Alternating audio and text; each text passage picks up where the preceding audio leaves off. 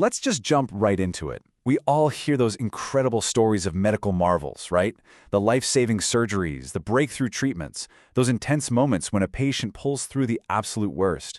But you've got to ask yourself, what happens next? When that immediate danger is finally gone, but a person's life looks completely different, who actually helps fix the life? Well, today in this explainer, we're unpacking the absolutely fascinating world of holistic recovery. It's this crucial branch of medicine that focuses on way more than just survival. It focuses on actually living. We're going to break down the anatomy of recovery and demystify exactly how rehabilitation medicine puts all the pieces back together. Okay, let's dive into this. We really need to look at this core paradigm shift. Now, traditional medicine is absolutely essential, no doubt about it. Its main job is diagnosing and treating conditions. Like, you get an infection, you get antibiotics. You break your leg, it goes in a cast. Boom. But rehabilitation medicine, that represents a massive pivot. Instead of just zooming in on the disease or the broken bone, rehabilitation medicine zooms out. It treats the whole individual. The end goal isn't just a clinical cure. It's about reclaiming your independence. It literally shifts the question from what's the matter with you to what actually matters to you. Now, to really wrap our heads around this, let's define what we're actually talking about here. The formal term is physical medicine and rehabilitation, or PM&R for short. It's an entire medical field dedicated to helping folks reclaim their independence and boost their quality of life after a major injury, illness, or surgery. And understanding this term is actually super empowering for you to know. Why? Because realizing that PM&R exists shifts the entire framework of care. It prioritizes long-term functional capability, not just, making sure the disease is gone. Section 1. More than just healing. So there's this quote, "Rehabilitation medicine operates at the intersection of science, compassion, and collaboration." I absolutely love that phrasing. It's not just cold, hard clinical science. Compassion is literally baked right into the process. Think about it. When someone goes through a traumatic injury, the emotional and social parts of their life are usually shattered right along with their physical body. By tackling these invisible wounds, the fear, the isolation, that heavy loss of identity, rehabilitation pros build up some serious resilience in their patients. They aren't just fixing a physical problem. They are empowering people to rebuild their lives from the inside out. Section 2. The path to practice.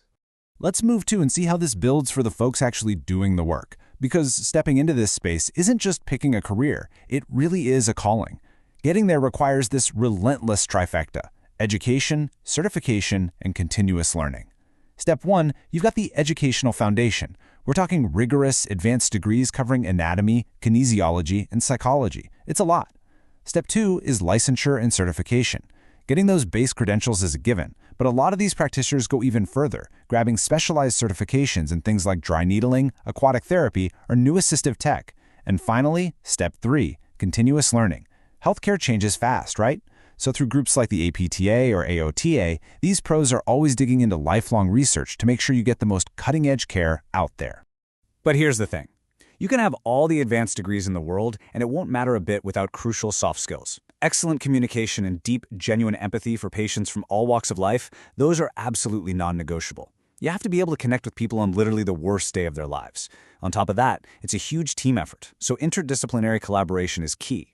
These practitioners are constantly in mentorship programs, swapping insights with peers just to build a totally holistic understanding of every single patient's unique needs. Section 3. Where rehabilitation happens. Now let's look at this brilliant framework, because it shows us the huge spectrum of care environments. Patient-centered rehab doesn't just happen in one place. It spans from primary intensive care units all the way out to specialized tertiary outpatient clinics. But it keeps going. Thanks to community-based programs and telehealth, getting this care is easier than ever.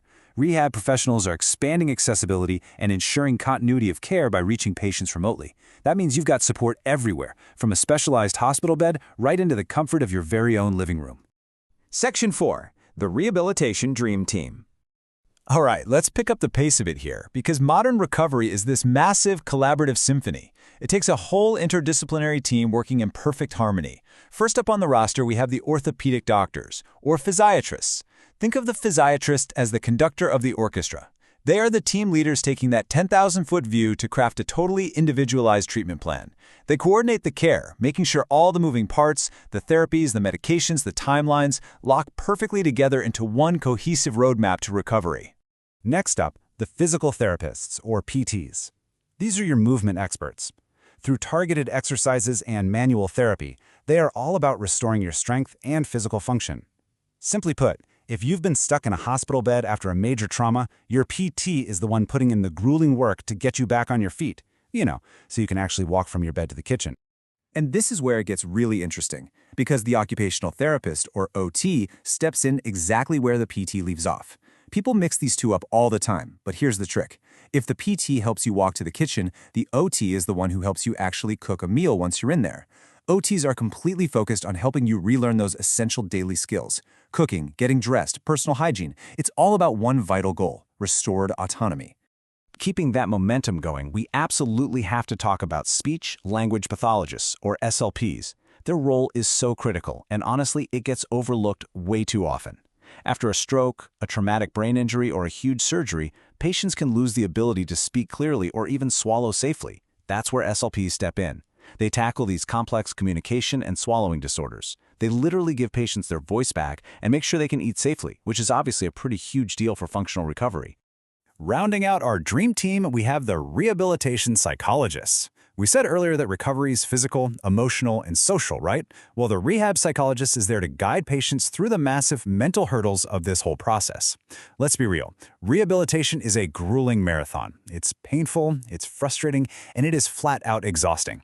These psychologists provide the vital emotional support needed to build up that positive outlook and mental endurance you absolutely have to survive and thrive during rehab. Wow, we have covered some amazing ground today in this explainer.